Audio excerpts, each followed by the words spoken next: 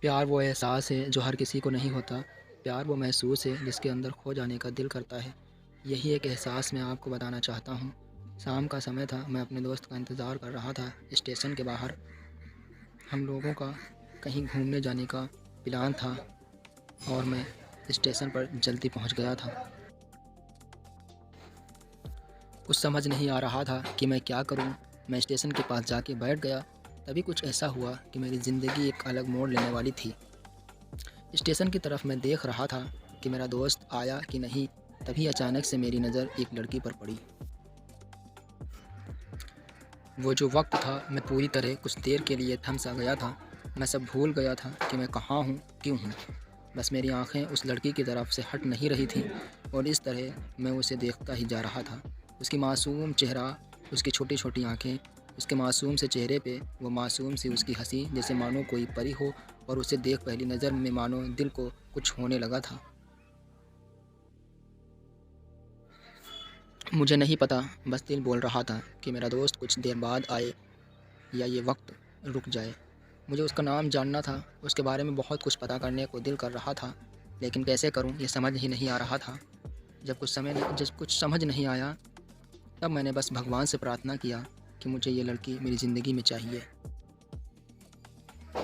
वो जा रही थी, मेरी आंखों से दूर। मुझे रोकना था उसे, उससे बातें करना था, उससे दोस्ती करनी थी और उसे अपने दिल की बात बतानी थी। लेकिन कैसे? यही सवाल बस बार बार मेरे मन में आ रहा था और मुझे बेचैन किए जा रहा था। मैंने फिर सोच लिया कि मेरी आंखों से दूर होने से पहले मुझे उसका नाम पता चल जाए तो मैं इसे अपना बना लूँगा और शायद भगवान ने ही उसे भेजा होगा मेरे लिए, ये मैं समझूँगा। तभी भगवान ने चमत्कार कर दिया। पीछे से आवाज़ आई, प्रिया मैं यहाँ हूँ। फिर वो पीछे देखी तो मैंने देखा वहाँ से एक लड़की आवाज़ दी और वो उसके पास चली गई। तभी मैं समझा उस लड़की का नाम प्रिया था। मैं खुश हो गया और उस लड़की को मन किया कि जाके धन्यवाद बोल दूँ, क्योंकि उसी की वजह से मुझे उसका नाम पता चला। बस तभी मैंने ठान ली अब उसे अपना बनाना है, उसे अपनी ज़िंदगी में लाना है। फिर तभी मैं उसके पीछे जाने लगा कि अचानक ही पीछे से एक हाथ आया। पीछे देखा तो दोस्त आ गया था। अब मैं क्या करूं समझ नहीं आ रहा था। मैं क्या बोलूं उससे, कैसे मना करूं उससे, कैसे जाऊं मैं उसके पीछे। मैं इसी सोच में लगा रहा। तब तक वो मेरी आंखों से दूर जा चुकी थी। दिल मानो रोने लगा था और तभी मानो ऐसा लगा कि जैसे सब कुछ एक सपना सा था बस। और आंखें खुल गई तो सपना टूट गया। मैं वहाँ से चला गया अपने दोस्त के साथ, लेकिन पूरी रास्ते बस उसी के साथ, उसी के बारे में सोचता रहा। मानो मेरा दिल अब उसके ख़यालों से निकलने को तैयार नहीं था। दूसरे दिन मैं कॉलेज के लिए तैयार हो गया और मैं कॉलेज पहुंचा और बेंच पे जाकर बैठ गया। तभी दोस्त ने बुलाया और कहा, देख अपने कॉलेज में एक नई लड़की आई है। मेरा मन अभी भी उसके ख़्यालों में डूबा हुआ था। आंखों से उसका चेहरा मानो हट ही नहीं रहा था। वो बार बार मुझे आवाज़ दिए जा रही थी। तभी मुझे गुस्सा आया और पीछे उससे बोलने ही जा रहा था कि मैं रुक सा गया।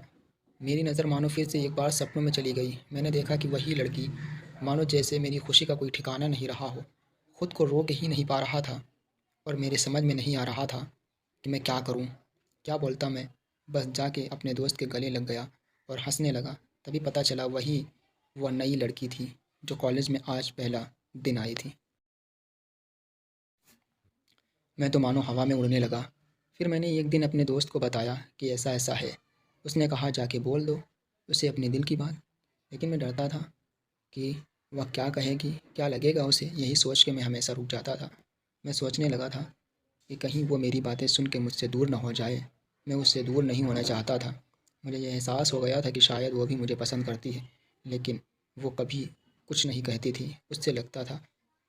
कि मेरे मन उससे लगता था कि मेरे मन में उसके लिए कुछ नहीं है। लेकिन वो क्या जाने कि उसे पहली नज़र में देख के ही मैंने उसे अपना दिल दे चुका हूँ। दिन बीतते गए, हम लोग एक अच्छे दोस्त की तरह साथ रहते और बातें करते थे, लेकिन ना कभी मुझे हिम्मत हुई और ना कभी उसे कुछ कहने की। वक्त बीत गया और इस तरह हम लोगों की पढ़ाई पूरी हो गई, लेकिन मेरे दिल में उसके लिए अभी भी पहला और आखिरी प्यार था और शायद उसके लिए भी। और इस तरह हम सबको अलग अलग कंपनी में जॉब लग गई थी। तभी बस एक दिन मैंने सोच लिया कि अब बस मैं उससे कल जाके अपने दिल की बात बता दूँगा।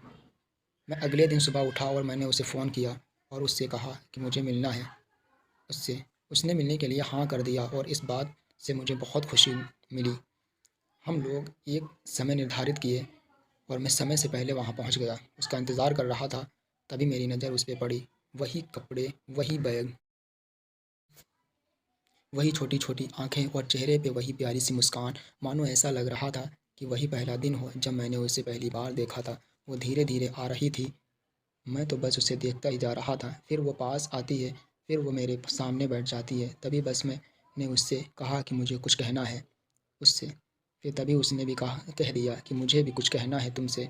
मैं खुश हो गया, मुझे लगा कि आज वो भी अपने दिल की बात बोल देगी। फिर मैंने उससे कह दिया कि तुम पहले बोल दो। उसने तो पहले मना किया पहले बोलने से, लेकिन मैंने ही ज़िद कर लिया कि पहले तुम बोल दो। और वो बोलने जा रही थी, मानो मेरी सांस रुक सी गई थी उसकी बातें सुनने के लिए। सब कुछ थम सा गया था, बस ऐसा लग रहा था और कुछ नहीं है आसपास। फिर उसने अपने बैग से एक कार्ड निकाला और दिया मुझे। वो जो पल था, वही पहला पल जब मुझे लगा कि मेरा सपना टूट गया। और सपना टूट गया। उस कार्ड में शादी का आमंत्रण था। बस फिर क्या, सब कुछ वहीं रुक गया। शायद मैंने कुछ देर कर दी उससे अपनी दिल की बात बोलने में, शायद बहुत बहुत देर। फिर उसने मुझसे पूछा कि तुम क्या कहना चाहते थे। मैं क्या कहता।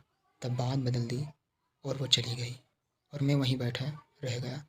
मुझे उसे अपना बनाने का बस एक सपना ही था शायद, जो एक समय पे टूट गया। वो आज का दिन और पहला दिन मानो क्यों आया था मेरी ज़िंदगी में, अब तक ये बात समझ नहीं आई। पहला दिन भी एक सपने की तरह आया और कुछ देर बाद टूट गया। और ये आज का पल जो फिर से एक सपना बनकर टूट गया। दोस्तों, अगर आप किसी से सच्चा प्यार करते हैं तो प्रपोज़ करने में, उसको अपने दिल की बात बताने में ज़्यादा वक्त ना लगाएं, क्योंकि देर बहुत